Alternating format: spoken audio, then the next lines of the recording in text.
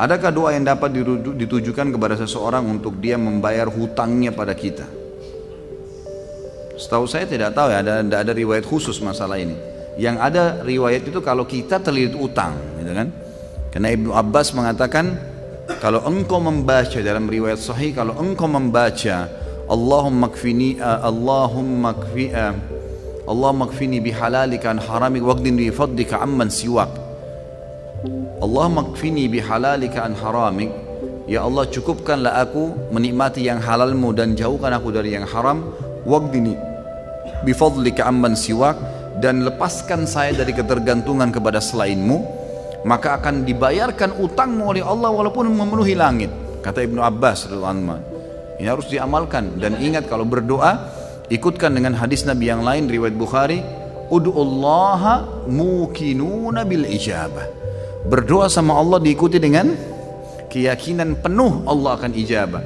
Fa innallaha la yaqbalu ad-du'a min qalbil ghafil. Allah tidak akan pernah terima doa dari hati yang lalai.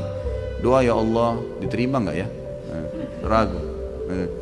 Atau sambil berdoa sambil ingat makanan, ingat pasangan, ingat ini, enggak bisa. Harus dengan yakin, gitu kan. Jadi kalau doa untuk buat orang lain bayar, Allah alam, yang saya tahu berdoa kepada Allah bisa, itu bukan mustahil. Pernah terjadi dalam sebuah riwayat yang sahih, Umar bin Khattab pada saat mengirim pasukan di perang Qadisiyah, menembus benteng-benteng Persia. Nah, pada saat itu pasukan muslimin yang masuk dari 12.000 orang pasukan ini, itu kan kalau pasukan jihad masuk dan menang, berarti lokasi yang ditembus itu menjadi harta rampasan perang. Jadi miliknya mereka, miliknya mujahid. Jumlah mereka kecil, wilayah Persia besar, gitu kan. Ini kalau dibagi ini luar biasa gitu.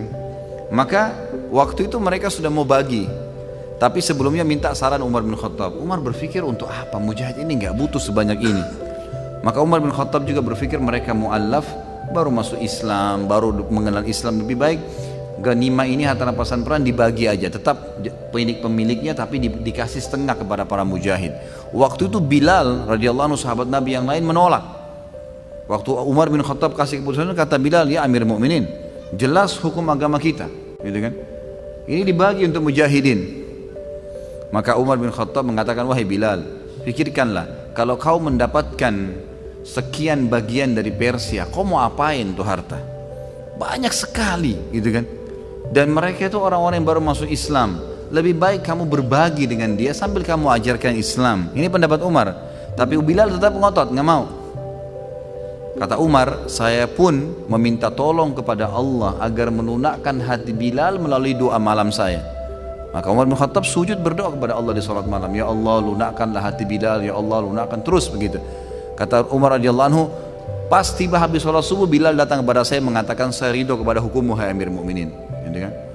Jadi bukan mustahil berdoa, doakan. Ya Allah, lunakkan hatinya supaya dia bisa membayar utangnya, gitu kan? Sambil tentu kita muhasabah teman-teman sekalian. Jadi kadang-kadang kita juga ini terlalu banyak, terlalu pintar menyalahkan orang, tidak bermuhasabah.